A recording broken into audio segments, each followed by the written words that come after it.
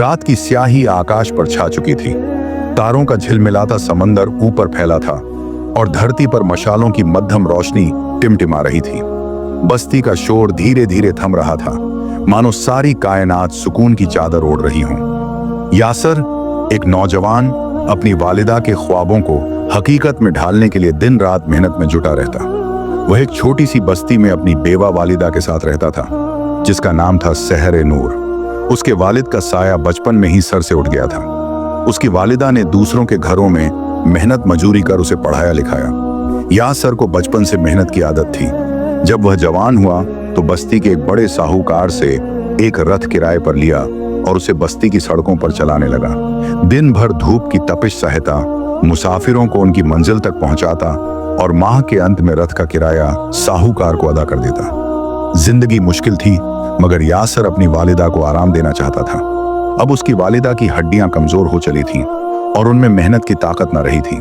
उस दिन भी यासर शाम के वक्त बस्ती से अपनी बस्ती की ओर लौट रहा था। उसका दिल चाहता था कि जल्दी घर पहुंचे ताकि वालिदा की तबीयत का हाल जान सके। उसने एक छोटा रास्ता चुनने का फैसला किया, मगर जैसे ही वह मुख्य पथ पर पहुंचा, अचानक रथ की आवाज बदल गई। फिर एक झटके के साथ रथ रुक गया। हाय परवरदिगार, ये कैसी मुसीबत! यासर बड़बड़ाया और रथ से उतरकर उसका मुआयना करने लगा। उसने रथ के पहियों को देखा, मगर मसला समझ न आया। कुछ देर कोशिश के बाद भी जब रथ न चला तो उसने उसे धक्का देकर पास की एक मिस्त्री की दुकान तक पहुंचाया। भाई जरा देखो, क्या मसला है? यासर ने दुकानदार से कहा। अब तो दुकान बंद करने का वक्त हो गया है, सुबह देखूंगा, मिस्त्री ने सिर खुजाते हुए जवाब दिया। यासर ने गहरी सांस ली, फिर सिर हिलाकर बोला, ठीक है, मैं कल आ जाऊंगा। रथ छोड़कर यासर ने पैदल अपनी बस्ती की ओर चलना शुरू किया। हमेशा वह मुख्य पथ से आता था, मगर आज उसने बस्ती की पुरानी टूटी फूटी गलियों का रास्ता लिया। रास्ता अंधेरे में डूबा था। ठंडी हवा के झोंके चल रहे थे और चारों ओर खामोशी पसरी थी। चलते चलते यासर एक ऐसी गली में पहुंचा जो बिल्कुल वीरान थी। इस गली में बस एक छोटा सा मिट्टी का घर था, जिसके अंदर से हल्का हल्का धुआं निकल रहा था।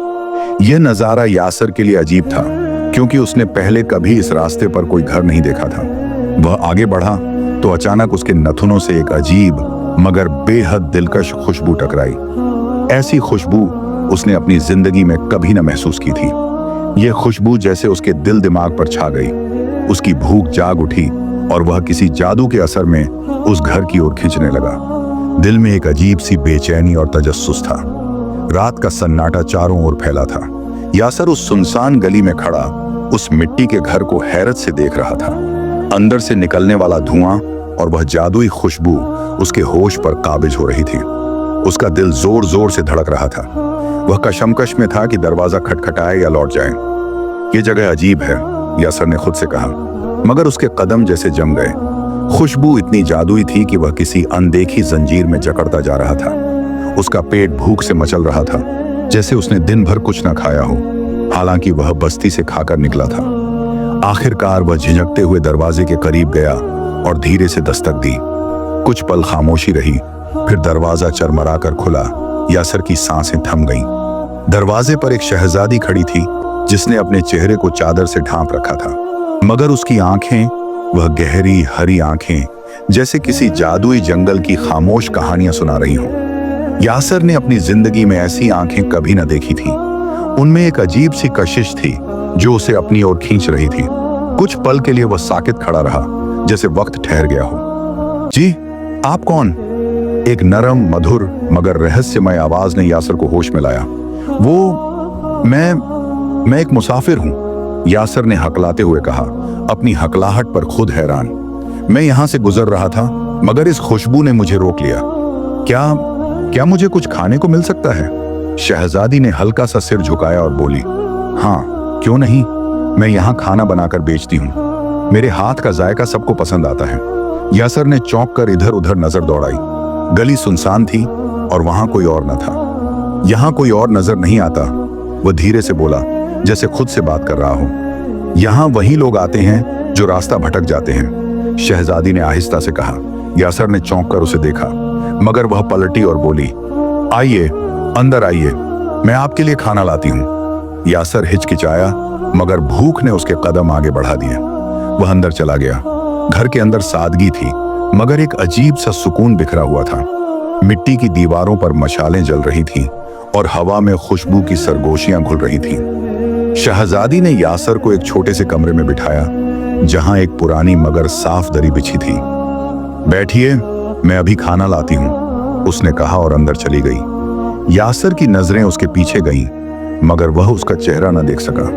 दिल में एक बेचैनी थी। अगर आंखें इतनी हसीन हैं तो चेहरा कैसा होगा, वह सोचने लगा। कुछ देर बाद शहजादी एक बड़ी थाली में खाना लेकर आई। यासर ने देखा तो उसे यकीन न हुआ।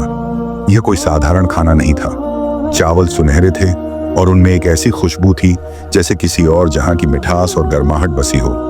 वह बेख्याल हाथ बढ़ाने ही वाला था कि रुक गया। क्या हुआ? शहजादी ने नरम आवाज में पूछा। मैंने ऐसी खुशबू कभी न सूंघी, यासर बोला। यह साधारण खाना नहीं लगता। शहजादी हल्का सा मुस्कुराई। खाकर देखिए, आपको पसंद आएगा। यासर ने पहला निवाला लिया और जैसे ही स्वाद उसकी जुबान पर आया, वह बेखुद होकर खाने पर टूट पड़ा। यह दुनिया का सबसे लज्जतदार खाना था। हर निवाले में जादू था, जैसे कोई भूला हुआ स्वाद, कोई अनदेखी लज्जत जो सीधे रूह में उतर रही थी। उसने एक थाली खत्म की, मगर भूख न मिटी। और मिल सकता है? उसने झिझकते हुए पूछा। शहजादी ने मुस्कुराकर दूसरी थाली ला दी। यासर फिर खाने में मशगूल हो गया। 2 थालियां खत्म करने के बाद भी उसकी भूख न मिटी। यह बात उसे अजीब लगी, मगर वह इतना आनंद ले रहा था कि ज्यादा न सोच सका। आखिरकार उसने हाथ रोक लिया और नजरें उठाकर शहजादी की ओर देखा, जो खामोशी से उसे ताक रही थी। यह वाकई दुनिया का सबसे बेहतरीन खाना था, यासर ने मधुर आवाज में कहा। मेरे हाथ में खास जायका है, शहजादी ने हल्के से जवाब दिया। यासर ने गहरी सांस ली। उसका दिल चाह रहा था कि वह उसका चेहरा देख ले, मगर हिम्मत न हुई। आपका शुक्रिया, उसने आहिस्ता से कहा। मगर एक बात पूछ सकता हूं, यह गली इतनी सुनसान क्यों है? यहां और कोई क्यों नहीं आता? शहजादी खामोश हो गई। उसकी हरी आंखों में कुछ चमका, जैसे किसी गहरे राज के साए। यह जगह सबके लिए नहीं है, वह धीरे से बोली। उसकी रहस्यमय मुस्कान ने यासर को और उलझन में डाल दिया। अच्छा, मुझे देर हो रही है, यासर ने जल्दी से कहा। कितने पैसे हुए? उसने जेब से कुछ सिक्के निकाले, सोचते हुए कि शायद यह खाना बहुत महंगा होगा। मगर शहजादी ने उसे एक पल देखा, फिर हल्की मुस्कान के साथ बोली, हम अपने मेहमानों से पहली बार पैसे नहीं लेते। यह खाना आपके लिए मुफ्त था। यासर हैरान रह गया। वह सोच भी ना सकता था कि इतना लज्जतदार खाना मुफ्त मिलेगा।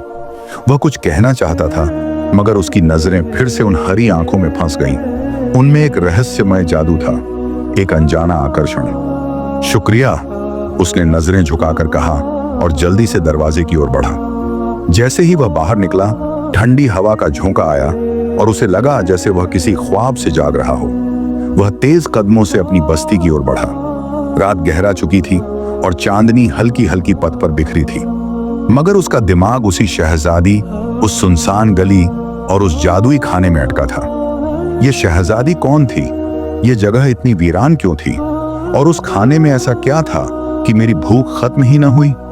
ये सवाल उसके दिमाग में चक्कर काट रहे थे। जब वह घर पहुंचा, उसकी वालिदा दरवाजे पर चिंता से टहल रही थी। बेटा, कहाँ रह गया था? उनकी आवाज में बेचैनी थी। वालिदा, रथ खराब हो गया था, यासर ने जल्दी से जवाब दिया। मैंने मिस्त्री के पास छोड़ दिया, कल ठीक होगा। पैदल आना पड़ा, इसलिए देर हो गई। वालिदा ने राहत की सांस ली और दुआ के लिए हाथ उठाए। परवरदिगार का शुक्र है, मैं तो घबरा गई थी। वालिदा, फिक्र न किया करो, मैं अब बड़ा हो गया हूं, यासर ने हल्की मुस्कान के साथ कहा। मगर वह एक बात छुपा गया, वह रहस्यमय शहजादी, वह लज्जतदार खाना और वह हरी आंखों का जादू। कमरे में आकर उसने कपड़े बदले और खटिया पर लेट गया, मगर नींद उससे कोसों दूर थी।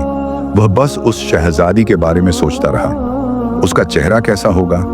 क्या वह साधारण शहजादी है या उसके पीछे कोई राज है? जब भी वह आंखें बंद करता, वह हरी आंखें उसके जहन में चमक उठती।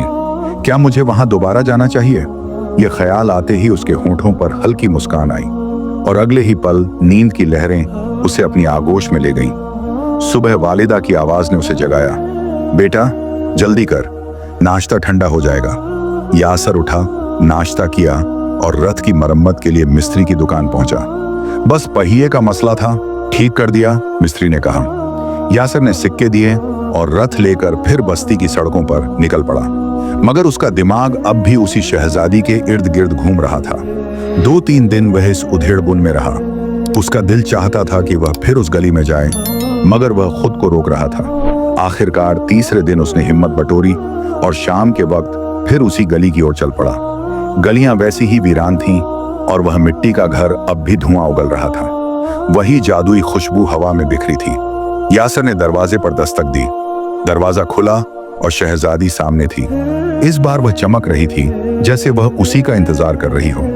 आप दोबारा आ गए? उसकी आवाज में एक अजीब सी मुस्कान थी। हाँ, बस यूं ही। यासर शब्द नहीं ढूंढ पाया। शहजादी ने अंदर आने का इशारा किया और वह बेख्याल अंदर चला गया। आज का खाना भी मुफ्त है, उसने कहा। मगर क्यों? यासर ने हैरानी से पूछा। आज हमारी बस्ती में बड़ी दावत थी, मैंने आपके लिए भी खाना रखा था, उसने जवाब दिया। यासर हैरत में डूब गया। यह शहजादी कौन थी? यह जगह इतनी सुनसान क्यों थी? मगर आज भी वह ज्यादा सवाल न कर सका। खाने का स्वाद फिर उसे सब भुला गया। खाने के बाद वह शुक्रिया कहकर तेज कदमों से घर लौटा, मगर उसे नहीं पता था कि यह सब साधारण नहीं था। घर पहुंचते ही उसने जेब में हाथ डाला तो उसके होश उड़ गए। रथ की चाबियां गायब थीं। हाय, मैंने चाबियां खाने के दौरान मेज पर रखी थी, वह बड़बड़ाया। सुबह काम पर जाना है, अब क्या करूं? वालिदा के पास जाकर उसने कहा, वालिदा, मैं जरा दोस्तों के पास जा रहा हूं, जरूरी काम है। रात हो रही है बेटा, वालिदा ने फिक्र जताई। बस थोड़ी देर में लौट आऊंगा, यासर ने कहा और तेजी से उसी गली की ओर चल पड़ा। रात के अंधेरे में गलियां खामोश थीं। उसके कदमों की आहट और दिल में मचलते सवाल ही साथ थे। वह शहजादी कौन है? वह अकेली क्यों रहती है? उसने अपना नाम क्यों नहीं बताया? अचानक आकाश पर काले बादल छा गए और मूसलाधार बारिश शुरू हो गई। बारिश की ठंडी बूंदें उसके चेहरे पर गिर रही थी, मगर उसका ध्यान सिर्फ उस शहजादी पर था। उसने दरवाजे पर दस्तक दी। कुछ पल बाद दरवाजा खुला और शहजादी सामने थी। इस बार उसने चादर हटा दी थी। यासर की दुनिया थम गई। उसका हुस्न, वह आंखें, वह चेहरा, जैसे किसी ख्वाब की तस्वीर हकीकत में ढल गई हो। वह कुछ बोल न सका। खैरियत तो है? शहजादी की नरम आवाज में वही रहस्यमय मुस्कान थी। हाँ, मेरी चाबियां यहां रह गई थीं, यासर ने हकलाते हुए कहा। हाँ, मुझे मिली हैं। अंदर आइए, बारिश में भीग जाएंगे, उसने कहा। यासर झिझकते हुए अंदर गया। शहजादी ने उसे बिठाया और बोली, मैं गर्म शरबत लाती हूँ। कुछ पल बाद वह शरबत लेकर आई। यासर ने शरबत पिया, मगर उसका दिमाग उलझा हुआ था। मेरी चाबियां दे दीजिए, मुझे जाना है, उसने कहा। शहजादी ने चाबियां थमाई। जैसे ही यासर दरवाजे की ओर बढ़ा, उसकी आवाज पीछे से आई, मैं तुम्हारे जज्बात समझती हूँ। जो मोहब्बत तुम मेरे लिए रखते हो वही मेरे दिल में भी है। पहली नजर में ही मुझे तुमसे मोहब्बत हो गई थी। उसकी आवाज नम हो गई। मगर यह सब इत्तेफाक नहीं था। तुम्हारा रथ खराब होना, तुम्हारा यहाँ आना, मैंने जानबूझकर तुम्हें बुलाया। मैं तुम्हें पहले से जानती थी। यासर ने हैरत से मुड़कर देखा। क्या मतलब? उसकी आवाज में खौफ और हैरानी थी। शहजादी ने गहरी सांस ली। मैं आज अपनी हकीकत बताना चाहती हूँ। मैं इंसान नहीं हूँ यासर, मैं एक परियां हूँ। मेरा ताल्लुक परियों के खानदान से है और यह बस्ती हमारी है। यासर के जिस्म में सनसनी दौड़ गई। यह मुमकिन नहीं, उसकी जुबान लड़खड़ा गई। यही हकीकत है, शहजादी बोली। मैं खाना नहीं बनाती, वह सब तुम्हारे लिए जादू था। मैं तुम्हें अपनी दुनिया में नहीं खींचना चाहती। इंसान और परियों का मेल मुमकिन नहीं, इसीलिए मैं तुम्हें और करीब नहीं आने देना चाहती। हमारे रास्ते अलग हैं। यासर सकते में उसे देखता रहा। उसकी आंखों में मोहब्बत और खौफ एक साथ झलक रहे थे। यह सब सच है? हाँ यासर, और इसीलिए मैं चाहती हूं कि तुम मेरे बारे में और ना सोचो। मैं नहीं चाहती कि तुम्हें कोई नुकसान हो। बस चले जाओ। यासर के पांव जैसे जमीन से चिपक गए, मगर अगले ही पल उसने खुद को आजाद किया और तेज कदमों से बाहर निकल आया। बारिश जोरों से बरस रही थी, मगर उसके दिल में तूफान मचा था। वह बस्ती की ओर भागा, मगर उसका दिल दिमाग कोहराम में था। अभी तो मोहब्बत शुरू हुई थी और यह कैसा रहस्य खुला। घर पहुंचते ही वालिदा उसे देखकर घबरा गई। बेटा, यह हालत क्यों हो गई? कुछ नहीं वालिदा, बस बारिश में भीग गया, यासर ने जवाब दिया।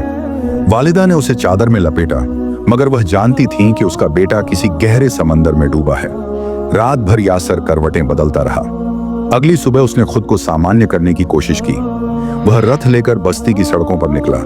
रास्ते में एक बूढ़ा मौलवी दिखा जो उसे रुकने का इशारा कर रहा था। यासर ने रथ रोका। बाबा, कहाँ जाना है? मौलवी ने उसे गौर से देखा। बेटा, मैंने तुम्हें कई बार उस बस्ती की ओर जाते देखा है। जी, कौन सी बस्ती? यासर चौंका। वही जहां आम लोग नहीं जाते, जहां जाने वाले लौटकर नहीं आते। मौलवी की आंखों में चमक थी। नहीं बाबा, मैं तो बस रास्ता भटक गया था। यासर ने खुद को संभाला। मौलवी ने गहरी सांस ली। बेटा, क्या तुम्हें नहीं पता कि वह परियों की बस्ती है? वहां खाना खुद पकता है, पेड़ों की पत्तियां जादू से उगती झड़ती हैं। इंसान वहां नहीं जा सकते। वह हमारी दुनिया नहीं है। यासर के बदन में झुरझुरी दौड़ गई। मगर वहां तो एक शहजादी रहती है, उसने कहा। मौलवी मुस्कुराया। वह शहजादी भी परी है। शायद वह तुम्हारे करीब आ गई हो, मगर इंसान और परियों का मेल मुमकिन नहीं। यासर को लगा जैसे जमीन उसके पांवों तले खिसक गई। तुमने वहां कुछ खाया तो नहीं? मौलवी ने पूछा। यासर ने नजरें चुराई। बस एक बार। मौलवी ने लंबी सांस भरी। बेटा, अगर तुमने उस बस्ती का खाना खा लिया तो उसकी खिंचाव हमेशा तुम्हारे दिल में रहेगी। तुम बार बार वहां जाना चाहोगे। मगर सुन, ऐसा मुमकिन नहीं। वह हमारी दुनिया की नहीं है। यासर का दिल जोर जोर से धड़क रहा था। शायद इसीलिए वह कह रही थी कि हमारे रास्ते अलग हैं। उसने धीरे से कहा। मौलवी ने उसके कंधे पर हाथ रखा।